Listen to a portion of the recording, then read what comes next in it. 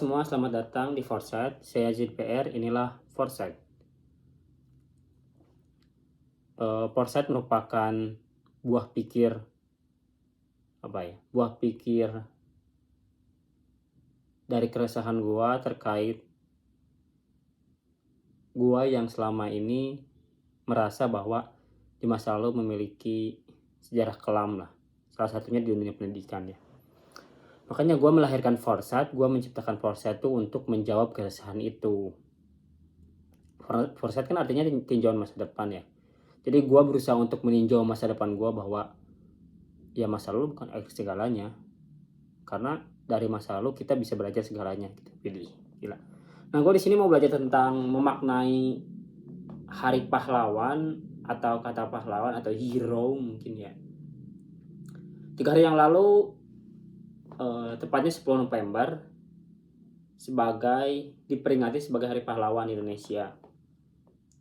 Nah, bukan selalu sih, kadang ada orang yang salah memaknai hari pahlawan itu atau dengan istilah kata pahlawan. Ya menurut gua tuh ya seperti halnya lagu lah ya, pahlawan tanpa tanda jasa. Kalau mungkin menurut seseorang mungkin menurut seseorang dan sebagian orang pahlawan adalah tanpa tanda lahir, bisa lah. Karena dia dilahirkan untuk berjuang bersatu padu, bukan memecah belah. Dalam artian negara ini di waktu itu ya, setelah pasca kemerdekaan masih banyak kolonialisme di Indonesia, sehingga datangnya, kalau nggak salah ya, koreksi statement gua, kalau nggak salah terjadi pertempuran berdarah di Surabaya yang sekarang akhirnya diperingati sebagai Hari Pahlawan. Kalau nggak salah datangnya Inggris gitu. Nah, tentang Hari Pahlawan ini gua berusaha untuk, bukan selalu ya, gua berusaha untuk berpendapat bahwa Hari Pahlawan merupakan, bentar gua lupa deh, belum ngasih judul. Ya udah nggak apa-apa, gue kasih judul sekarang aja. Ini judulnya balik lagi ke opening BO ya, terbuka dan berbagi opini.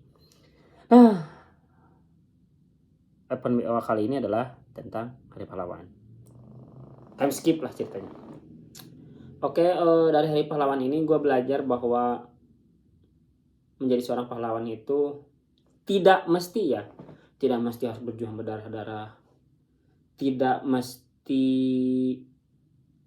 menasbihkan diri, mengklaim diri bahwa seseorang itu hebat, tidak mesti mengklaimkan diri dia itu siapa, tapi seharusnya apa yang diperbuat. Contohnya seperti halnya pejabat lah. Salah satu misalkan pejabat, entah itu pejabat pemerintah, entah itu pejabat di perusahaan, apapun itu, seorang yang menjabat selalu mengklaimkan diri bahwa tanpa gua nggak ada apa-apanya. Pahlawan itu bukan tentang itu aja. Memang hal itu adalah sebagian dari apa yang disebut pahlawan, apa yang didefinisikan pahlawan. Tapi tidak serta-merta dengan ada klaimnya itu memperkecil atau meniskreditkan kata pahlawan untuk peran yang sederhana. Ya contohnya bapak lah. Seorang ayah bisa disebut kata pahlawan bagi anak-anaknya. Nah, di sini gue mau berbagi opini tentang Hari Pahlawan ini, bahwa kemudian mereka yang berjuang untuk memerdekakan bangsa ini tidak pernah melihat agama, suku, ras, etnis, dan lain sebagainya. Dan dari situ kita harus belajar dong. Misalkan seperti hanya guru, ya harus belajar juga bahwa kemudian menjadi seorang guru merupakan salah satu cara untuk menjadi seorang pahlawan. Nah, yang gue heran, untuk menjadi seorang pahlawan, untuk memaknai kata pahlawan, seseorang selalu salah menerjemahkan istilah itu. Misalkan sebuah negara yang memiliki identitas dan entitas tiap negara, seperti halnya misalkan contohnya Prancis lah. Prancis kan negara liberalis, setahu gua ya, koreksi gua kalau gua salah, menganut paham liberalis. Tapi tidak serta-merta paham liberalis yang mereka anut itu dengan semena-mena bebas melakukan segala hal. Justru dengan menganut paham liberalis, justru mereka lebih berhati-hati untuk bertindak semena-mena, karena sebuah pemahaman tentang liberalis itu tidak merepresentasikan kebebasan yang dianggap melanggar norma hukum atau norma kemanusiaan. Contoh lah, mungkin setahu gua di Prancis itu pernah ada istilah, koreksi kalau gua salah, pernah ada tradisi menikahi orang yang sudah meninggal. Nah, itu salah satu contoh kebebasan di negara Prancis itu. Karena kan bendera Prancis itu sebagai entitas sebuah negara itu biru, putih, merah. Biru itu kebebasan, putih itu kesetaraan, merah itu persaudaraan. Nah, dari sana 3 makna itu merepresentasikan bahwa Perancis memiliki entitas negara itu. Memiliki entitas 3 karakter lah, bisa lah ya, karakter atau pemahaman seperti itu. Nah, ketika kita berbicara tentang bangsa Indonesia, bendera yang kita memiliki adalah merah putih. Simbol kita adalah Garuda Pancasila. Pancasila adalah sebagai dasar negara yang terdiri dari 5 sila. Panca artinya 5 dan sila adalah sila gitu.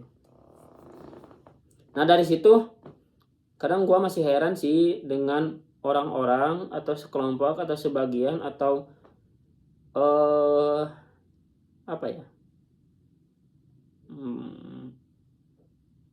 golongan yang selalu mengklaim bahwa dia yang paling gitu loh. Bahwa dia yang paling toleran, bahwa dia yang paling agamis, bahwa dia yang paling nasionalis, bahwa dia yang paling. Padahal sesungguhnya paling itu tidak selalu baik gitu. Dan justru karena bisa-bisa yang paling itu berpaling biasanya ya. Berpaling dari apa yang telah dia ucapkan. Karena menjilat ludah sendiri atau menelan ludah sendiri lebih enak daripada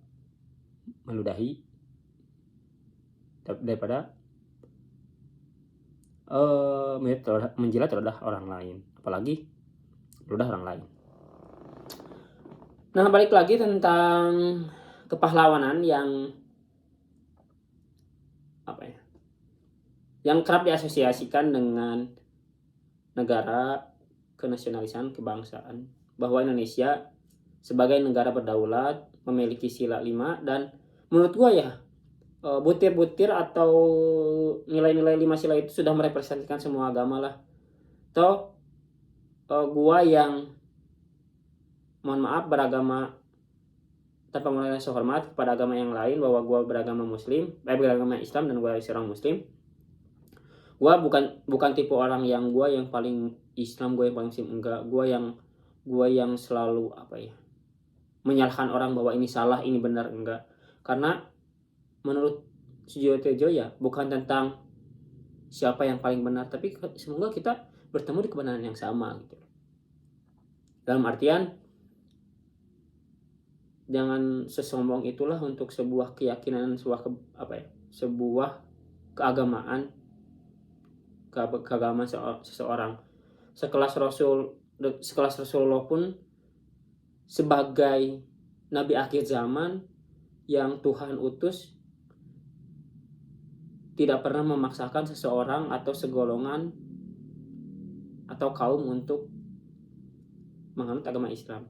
Tugas Rasul itu menyebarkan, menyebarkan loh, bukan memaksakan agama. Kemanapun perlu disampaikan, tidak perlu dipaksakan gitu. Nah, dari situ Rasul pun Dari situ pun seorang rasul loh tidak pernah memaksakan agama Islam yang diturunkan dari langit untuk disebarkan kepada umat di dunia ini untuk dianut oleh semua orang, enggak. Gue sempat bertanya tentang kenapa jika memang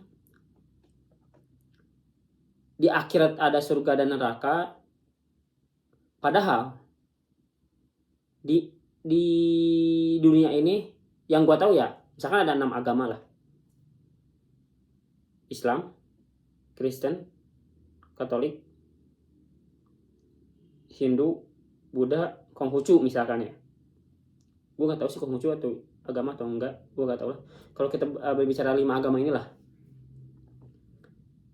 gue pernah mempertanyakan itu gitu loh. Kenapa ada banyak agama? Kenapa nggak ada satu agama? Nah, terjawablah di surat Al-Maidah, gue lupa surah ayat berapa. Yang jelas artinya itu di surat Al-Maidah itu yang artinya bahwa sesungguhnya, bentar, gue lihat dulu di Al-Quran nih. Jadi di surat Al-Maidah itu kalau nggak salah 41.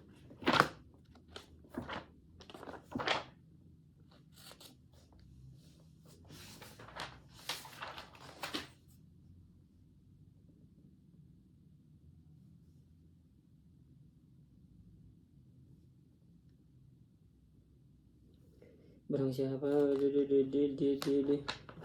tepat 6 ya, lupa gue.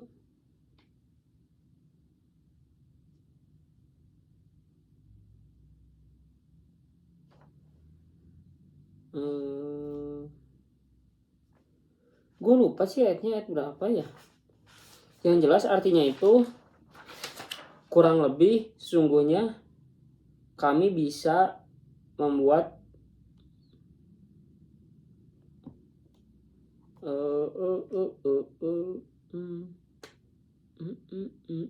tar gue lupa.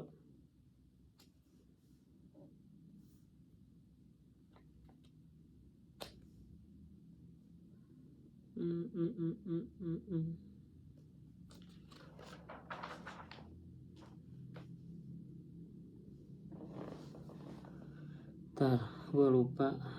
Injil, Taurat, mana ya?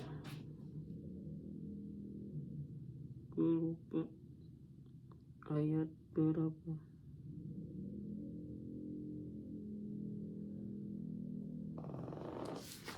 Ayat berapa ya?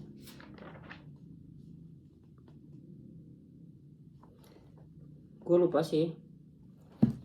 Pokoknya kalau salah koreksi aja ya. Jadi intinya tuh di seingat gue bahwa Tuhan bisa menciptakan satu agama, bisa saja, dan bla bla bla apa gitu loh. Akhirnya dari situ gue belajar bahwa agama itu agama itu ada berbagai macam gini. Agama itu ada yang dari turun dari langit, dan ada yang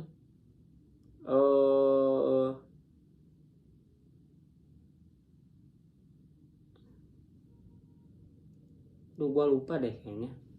Ini gue takut salah ya, maksudnya kalau salah nanti gue skip dulu deh untuk urusan dalil itu ya. Yang jelas gini, kita nggak intinya dari dalil itu kita nggak bisa loh menjelaskan bahwa agama ini yang paling bla bla bla, agama ini yang paling bla. Ya semua orang juga memiliki keyakinan masing-masing, semua orang juga memiliki pilihan masing-masing.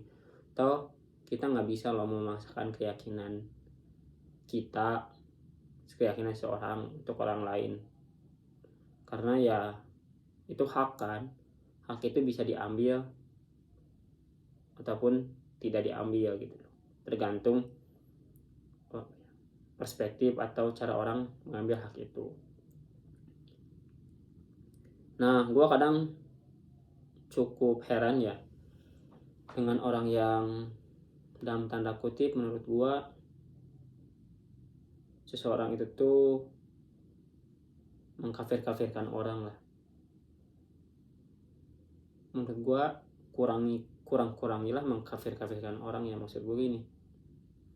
Karena sebuah kebaikan aja belum tentu lo bisa belum tentu diterima gitu loh. Karena apa? Ya karena yang sudah pasti diperhitungkan adalah keburukan. Dan bahwa kemudian negara ini yang hadir dengan keberagaman, negara ini yang hadir dengan kebinekaan tanpa pernah keterpaksaan, pahlawan-pahlawan di sana nggak pernah lo berpikir ini gue nih paling Islam nih, gue yang ngerasa gue yang memerdekakan. Enggak loh, gue yang paling Kristen, gue yang memerdekakan. Enggak, gue yang paling Buddha, gue yang paling Hindu, gue yang paling Protestan. Enggak loh, enggak kayak gitu ya. Ya pahlawan di sana tuh ya mereka berjuang untuk memerdekakan ini, untuk bangsa ini gitu. Dan legasinya adalah kemerdekaan ini kita adil, berdaulat dan makmur gitu. Di butir-butir Pancasila deh, 5 ketuhanan. Dulu kan sila pertama itu ketuhanan yang Maha Esa dengan mewajibkan perintah Islam bagi pemeluk-pemeluknya gitu kan, ditentang oleh, gue lupa yang menentangnya apa, karena ketuhanan yang Maha Esa aja udah merepresentasikan bahwa itu tuh untuk negara, untuk semua agama gitu kan.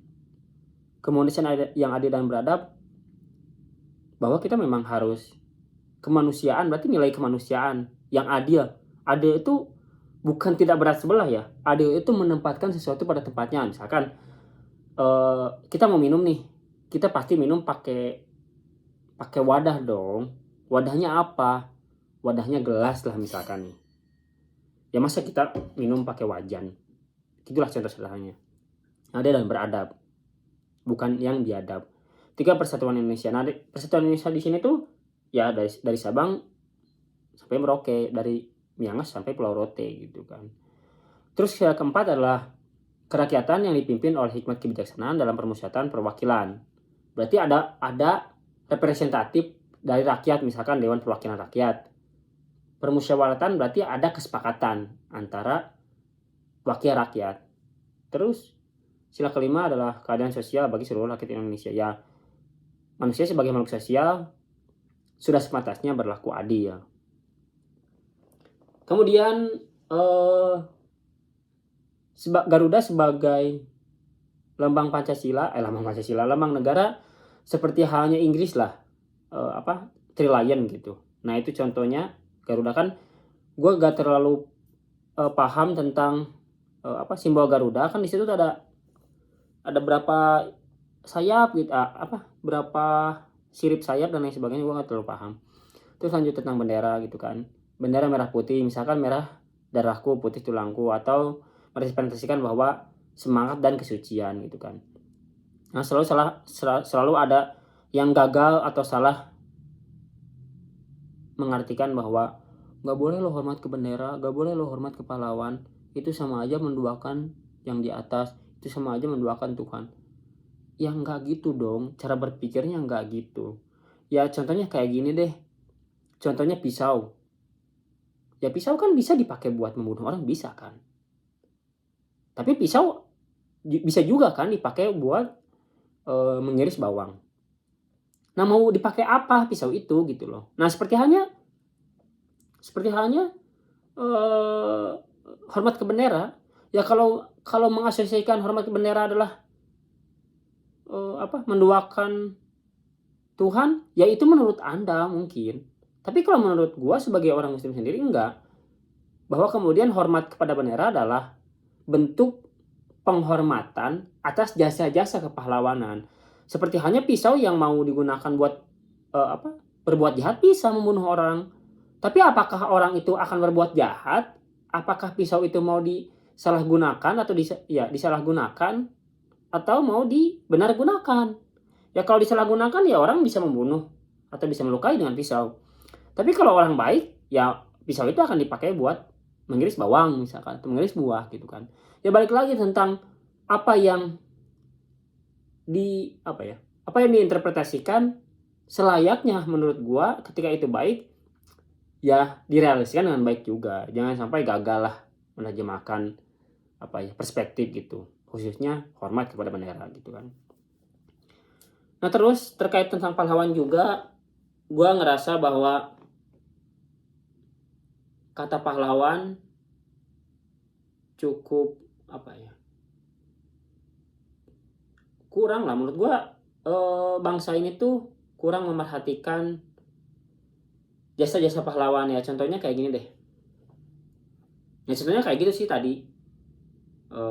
Salah mengartikan tentang hormat kepada bendera. Ya mungkin gitu aja kali konten berbagi opini tentang Hari Pahlawan. Bagi gua pahlawan tidak mesti harus menjadi seorang maestro, pejabat dan sebagainya. Bahwa kita menghargai diri kita harus menjadi pahlawan loh di hadapan diri kita. Ya sederhana itulah. Bahwa kita berani untuk meninggalkan keburukan dan untuk kebaikan, itu juga disebut pahlawan. Pahlawan untuk diri kita. Karena yang bisa menyelamatkan diri kita adalah diri kita. Ya sesederhana itulah, jangan selalu mengasosiasikan kata pahlawan itu dengan sesuatu yang besar. Bahwa dengan kesederhanaan aja pahlawan itu ada dalam diri kita. Ya gitu aja kali konten hari ini. Terima kasih sudah menonton. Like jika Anda suka, dislike jika Anda tidak suka. Bisa komen dan sharing untuk jejak pendapat lah di kolom komentar. Terima kasih sudah menonton. Saya Yazid PR dan inilah Foresight. Dadah. Selamat ketemu di video selanjutnya. Bye.